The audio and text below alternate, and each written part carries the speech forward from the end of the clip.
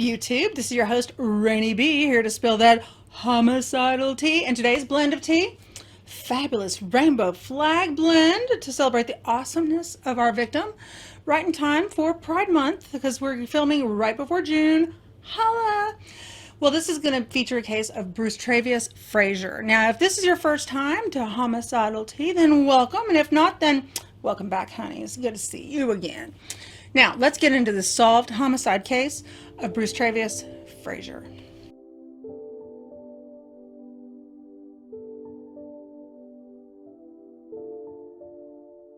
Brucetravious Frazier, or Bruce as he was also known, was a 28-year-old openly gay man. He had a huge circle of friends and a very supportive family. Brucetravious, he was very well liked. He's gregarious, talkative, fabulous, flamboyant. You can tell by the pictures, just a fun guy. Well, Bruce, according to those closest to him, loved to joke around, yet he actually was very cautious about whether or not those jokes went too far and if he ever hurt people's feelings. He was carrying cat like that.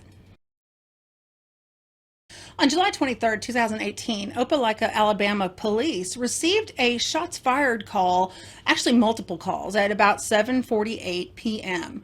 When cops arrived on scene, they saw a white car oddly parked off to the side of the road. It was in a government-assisted housing apartment complex.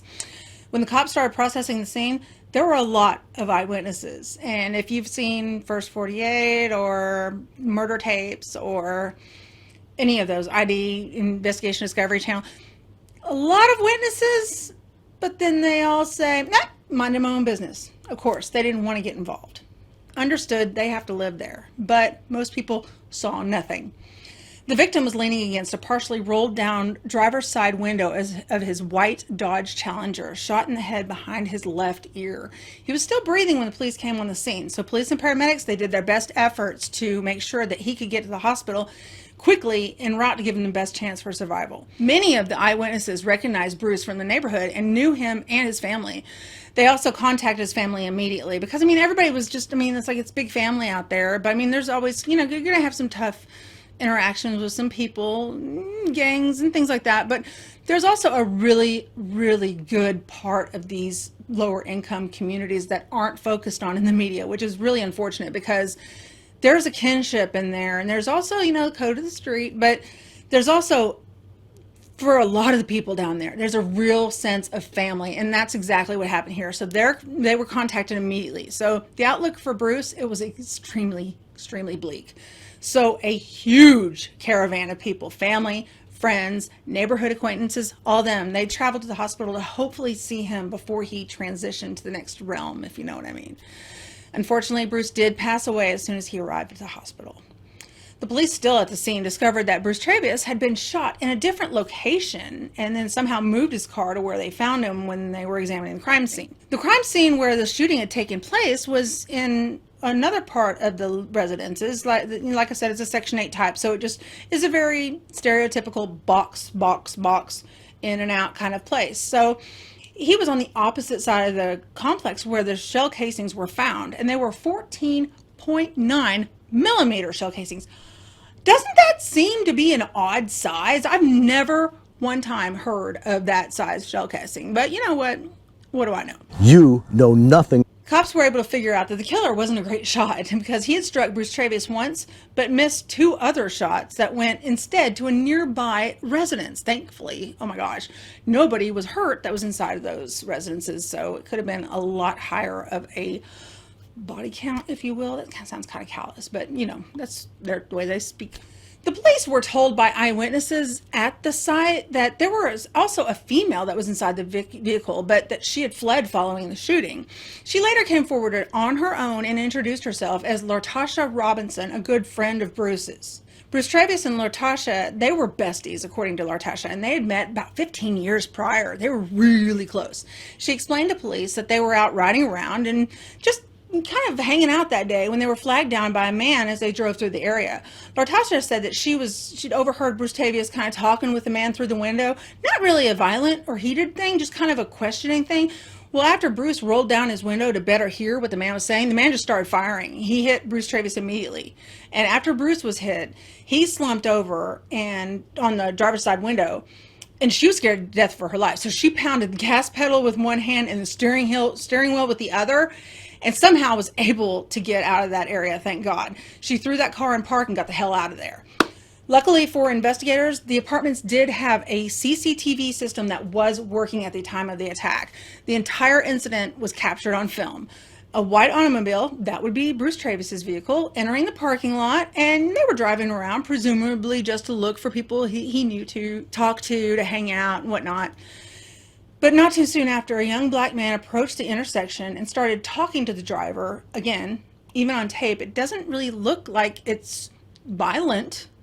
But as we saw in Lartasha's narrative, it was just sudden. Like, nobody had any idea that anybody was about to die. It was crazy.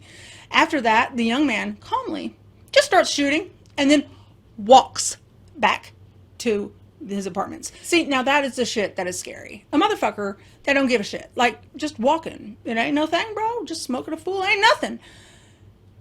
Are you serious? Because, I mean, like, I freak out if I even think that I hit a bird or a chipmunk or something. And I've actually hit a chipmunk before and I was fucked up about it. But it's weird how some things just don't matter to some people. It's just weird.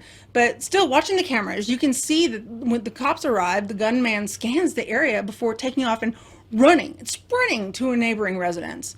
The residence, turns out, belongs to a woman, which was unrelated to the victim. The police arrived to search for the young man, but he was nowhere to be found. Well, so you'd think that at this point, which is typical in these cases, that it went cold. No ma'am. It didn't take long for the streets to start talking. Gregory Todd, 18 years old, was quickly identified as the assailant. Lartasha also positively identified him in a police lineup.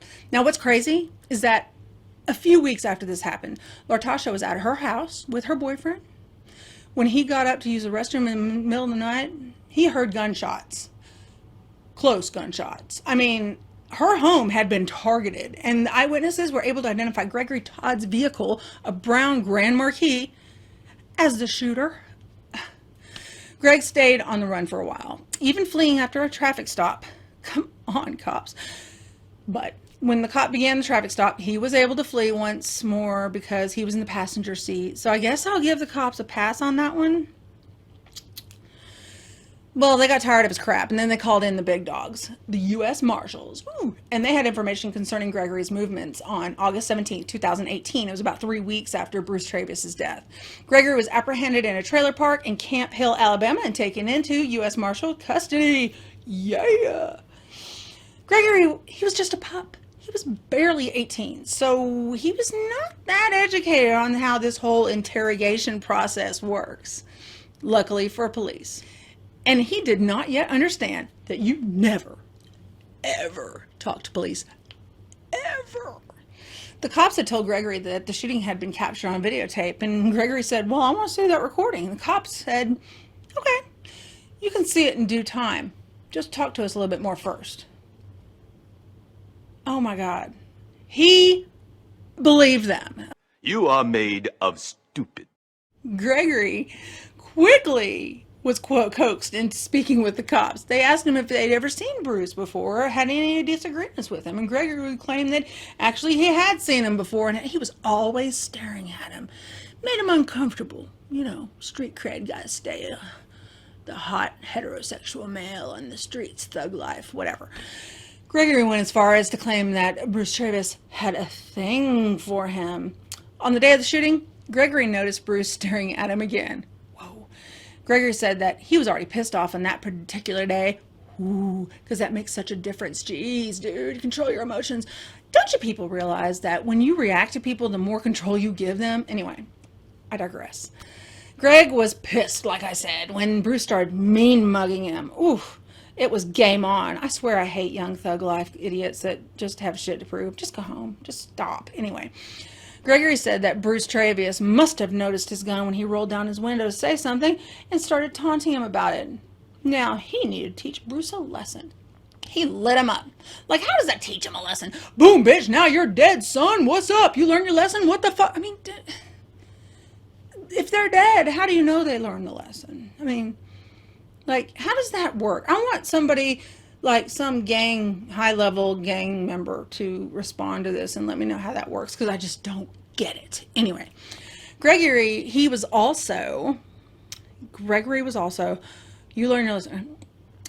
Gregory was also questioned by the cops regarding the shooting at Latasha's house, and Gregory stated he had no idea what was going on. He was totally unaware of that shooting. Just a coincidence. Just had no idea how anyone could have seen him there. Weird. Ugh. Greg agreed to a plea agreement in December 2020. He was sentenced to 25 years in prison for the attempted murder and 30 years in prison for murder. Death penalty, where are you?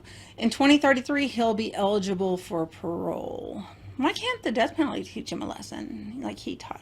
Anyway, Gregory, according to the cops, wanted to be the tough guy. He didn't want to be seen as weak or accept a gay man looking in his direction. So he had to kill Brucetravious to keep up his street cred. I mean, still waiting on what that point is. But anyway. So what is so most fucked up about this whole deal is that on this day, it's one moment's stupid decision. 3 people's lives were completely changed forever. Fortunately, Latasha was not murdered, but she'll never be the same. You don't just watch someone die and your best friend and go on with your life like nothing happened. Brucetravious, he appeared to be such a wonderful person. I mean, like, I could see myself being friends with this guy. And from what I've read, he just seemed like he was just fun. You know, a lot of people seem to also feel the same way that I'm finding when I'm researching this. Then there's young Gregory. I mean, he's irreparably damaged as a victim of his surroundings and thug life, hating homosexuality like it does. He was just 18 at the time. I mean, 18. Do you remember the dumbass mistakes? Oh my God, that you made at 18. Don't know about y'all, but I was an idiot. Anyway, don't know how I'm here today, but glad I am. But back to Greg. I mean, that sucks. You screwed up your whole life at that young age for what? For nothing. It doesn't make sense. Well, that is it for the case of Brucetravious Frazier. I hope you liked it, and if so, give it a like, and if not, pound that dislike button. And subscribe anyway, because you know if you don't like me, you're going to just be on the edge of your seat waiting for the next thing that I can say to piss you off. So I'm more than welcome to those kind of subscribers as well. Oh my God. I was doing some extra research to see where our boy Greg was today. I mean, not much has changed. He just racked up some more charges in jail, but whatever. I mean, no biggie, but holy shit.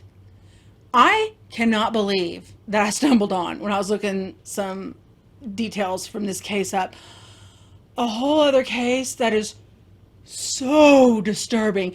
Like, not in a Teresa nor Steven Stainer sad disturbing, like, oh my God. I mean, what? Like, disturbing enough for me to give a disclaimer at the beginning. I mean, like, trigger warning. Whoa. I mean, you know you sickos love it. I do too. So what the hell is wrong with us? Anyway, until next time, stay on the straight and narrow, you beautiful besties, and I will see y'all later. Bye.